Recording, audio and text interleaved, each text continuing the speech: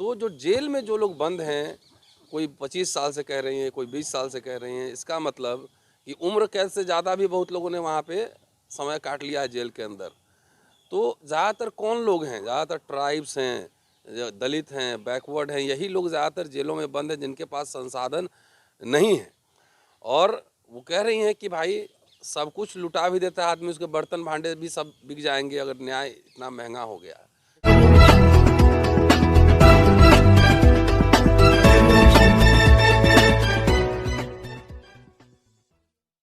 देखिए, वो भाषण मैंने हिंदी वाला पोर्शन पूरा सुना है। अमूमन राष्ट्रपति का जो भी अभिभाषण होता है वो सरकार तैयार करके राष्ट्रपति के पास भेजते हैं और वही पढ़ते हैं।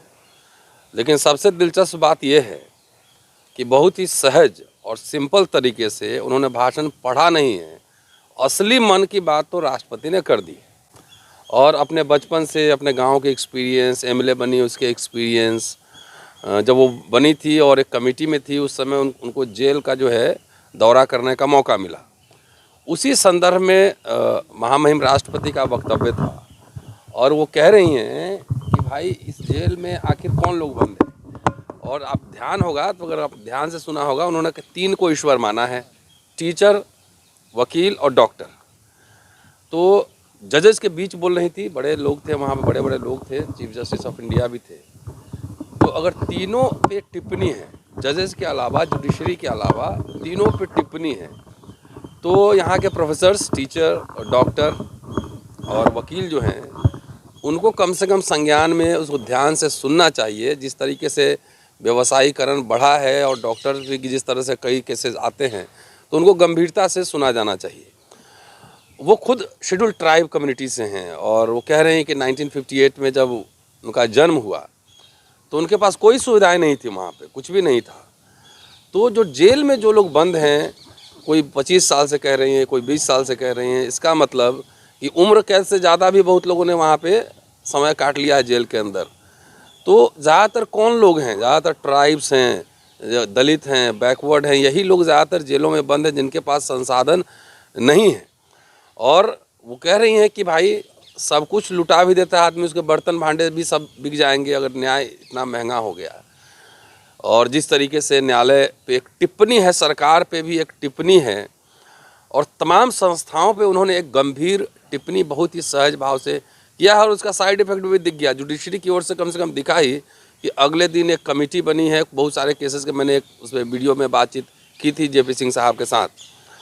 तो एक गंभीर टिप्पणी है और इसको बहुत गंभीरता से लिया जाना चाहिए सरकार के तीनों स्तंभ को। और मैं उसमें अपनी ओर से मीडिया भी जोड़ देता हूँ कि जिस तरह से भोंपू बज रहा है मीडिया तथाकथित चौथा स्तंभ, उन लोगों को भी इस भाषण को बहुत गंभीरता से सुनना चाहिए। सो बहुत ये सीरियस मैटर है। और ऐसे समय में मैं एक और आपको उदाहरण दे दूं कि संविधान दिवस पर इनका भाषण हुआ, उसके 3 दिन पहले पटना हाई कोर्ट में एक प्रोसीडिंग चल रही थी और प्रोसीडिंग में यूट्यूब पे है, वो आप जाके देख सकते हैं कि प्रोसीडिंग में एक जज महोदय हैं जो एक्यूज्ड आरोपी हैं, किसी पे शायद भ्रष्टाचार का कोई केस होगा, सस्पेंडेड ऑफिसर हैं, उसको कह रहे हैं कि भारती जी रिजर्वेशन से आए नौकरी पे क्या।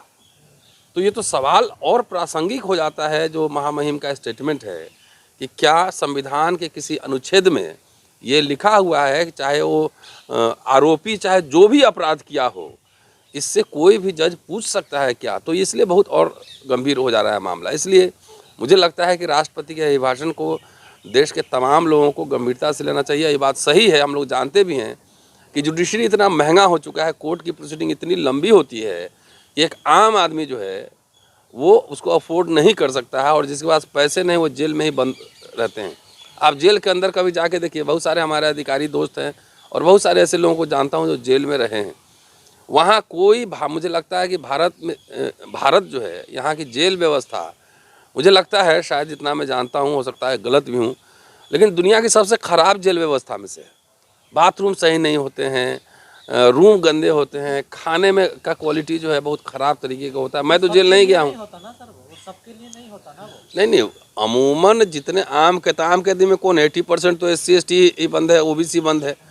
तो उनके साथ इस पे एक जो है ना, एक अब मान लिया सत्येंद्र जैन जेल में है तो कैमरा लगे वीडियो आ जा रहा है, लेकिन जेल में जो कैदी कैसे रह रहे हैं, कैसे खाना उनको दिया जा रहा है, प्रॉपर गाइडलाइंस के हिसाब से खाना मिल रहा है कि नहीं मिल रहा है, ट्रीटमेंट मिल रहा है कि नहीं मिल रहा है, इस पर भी तो एक आध वीडियो आ जाना चाहिए।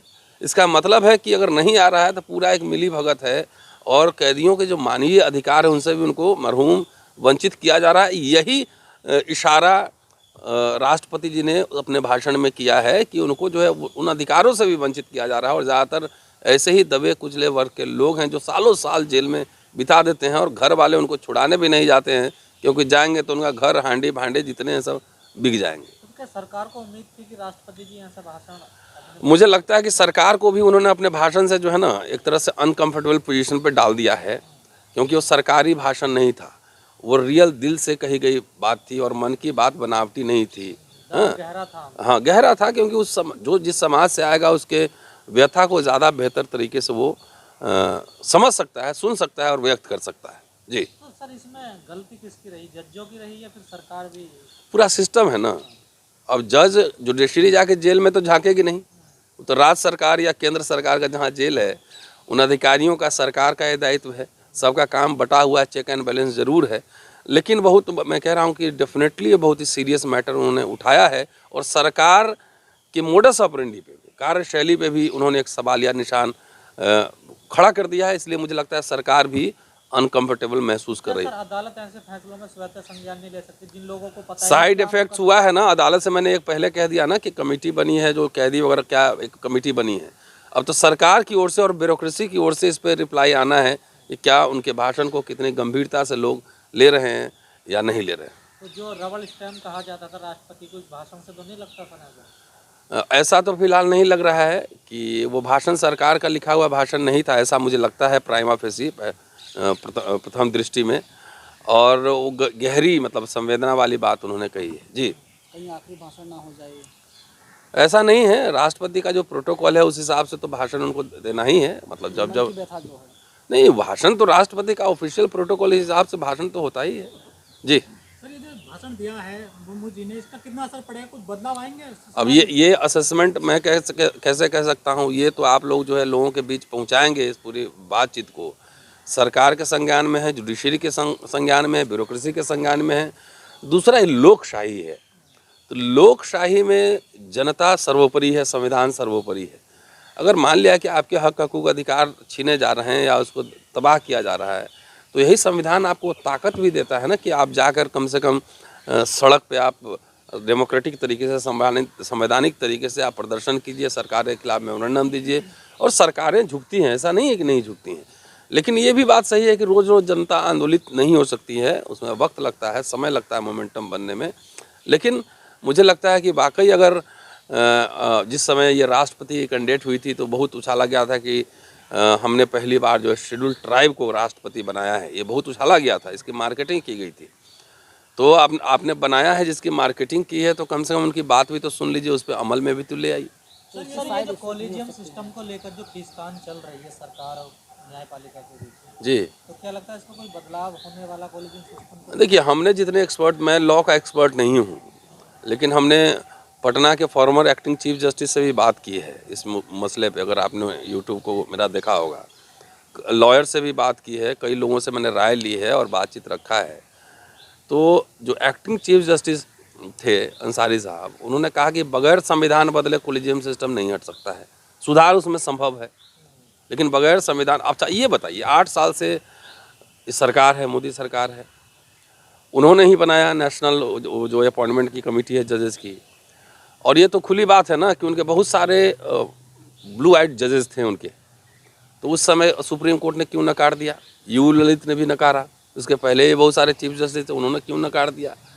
तो ये तो कानून के जानकार बेहतर बताएंगे। लेकिन अभी जो प्राइमा फेसी लग रहा है कि अगर ये नया कानून फिर, जैसे NJAC बनाया था ना उन्होंने, नया कानून बनाकर फिर अगर जाएगा कहाँ जाएगा, तो सुप्रीम कोर्ट में ही, सुप्रीम कोर्ट में जाएगा तो वैसे ही ध्वस्त उनको हो जाएगा। अब ये है कि अभी आपके लॉ मिनिस्टर जो है किरण रिजिजू, चूँकि DY चंचूर अभी चीफ जस्टिस बने हैं, और शायद उनको लगता होगा कि हमारे सरकार के हिसाब से जो है हमारे पक्ष में फैसले नहीं देंगे, तो ये मामला जो है ना बहुत तेज़ी से अभी उठाया जा रहा है। तो इसके पीछे भी एक राजनीति है सरकार और न्यायपालिका के बीच की।